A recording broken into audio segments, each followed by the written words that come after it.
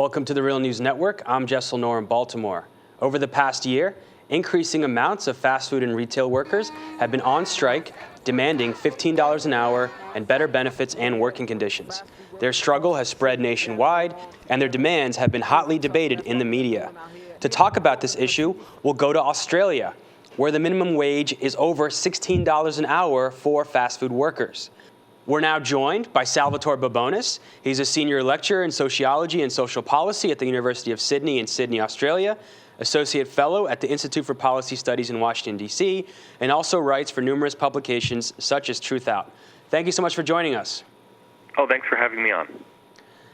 So, Salvatore, from your perspective, working in a country where the minimum wage is almost $15 an hour, and for fast food workers, it's over $16 an hour.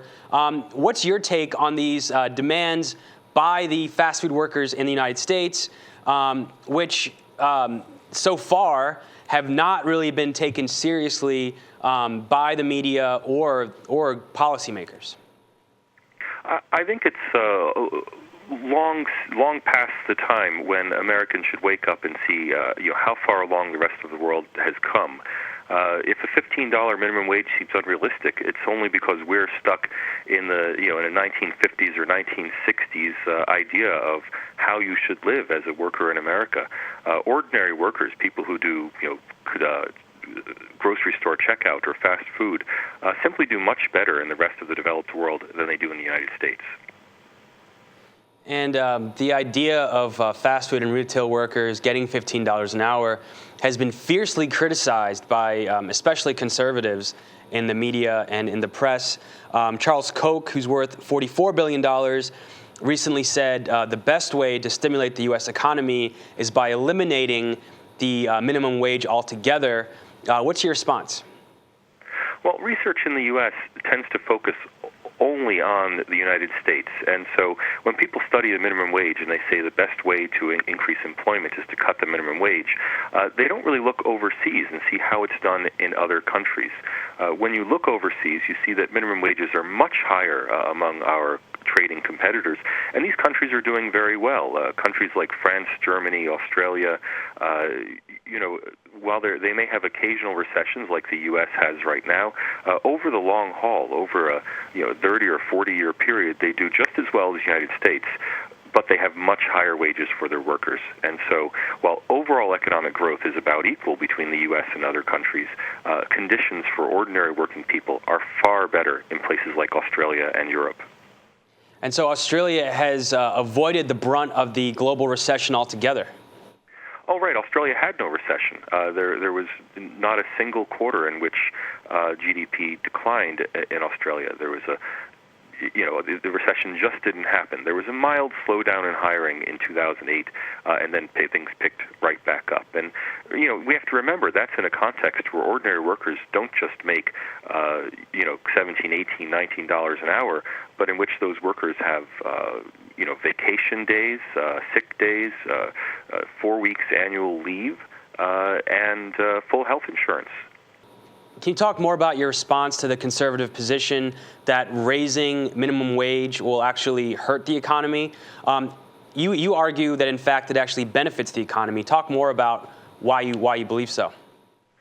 There's a theory that raising the minimum wage will result in fewer jobs, and that theory seems to make intuitive sense, that when wages are higher, people hire fewer people. And in isolation, that would be true. There's an assumption economists like to make called ceteris paribus, which means all other things remaining equal, this would happen. But all other things are never equal. For example, if you raise the minimum wage, people make more money. That's the first thing that's not equal. As people make more money, they spend more. They pay more in taxes. The entire character of the economy changes.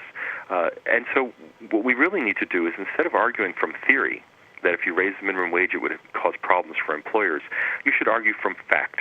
That is, look at countries where the minimum wage is higher, see how well they're doing. And in fact, those countries are doing quite well. Even in the United States, we recently raised the minimum wage from an extraordinarily low level of $5.15 an hour in 2007 up to now it's $7.25 an hour. not a high level, but still that's an enormous increase in the minimum wage. Almost a 50% increase in just a few years. And what have we seen? Even though there's been a big recession in the U.S., we've seen low-wage employment actually increase. The idea that raising the minimum wage will hurt employment just has no basis in empirical fact. It's an interesting idea, and it's a very nice idea if you're an employer and you want to pay low wages. But the studies just don't bear out that raising the minimum wage has any impact on employment whatsoever.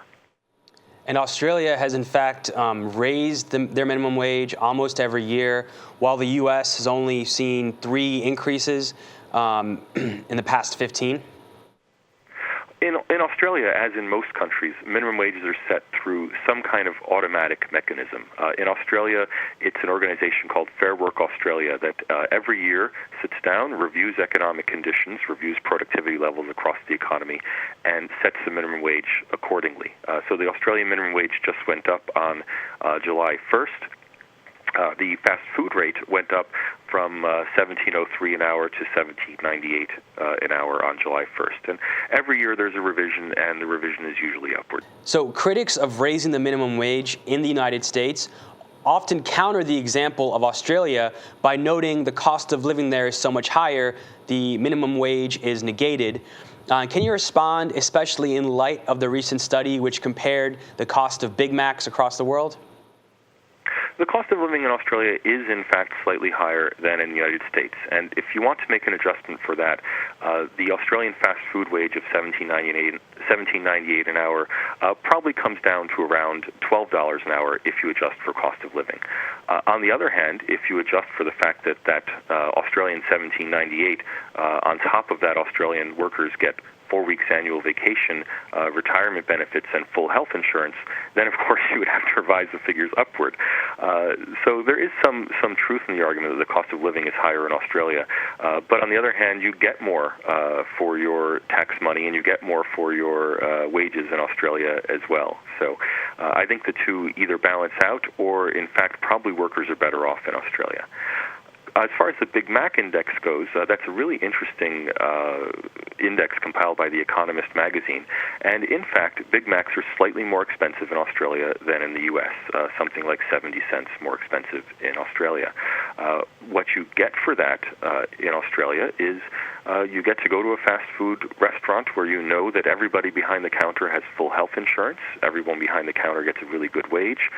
They're treated well, and they have options in life beyond just grueling minimum wage existence like in the United States.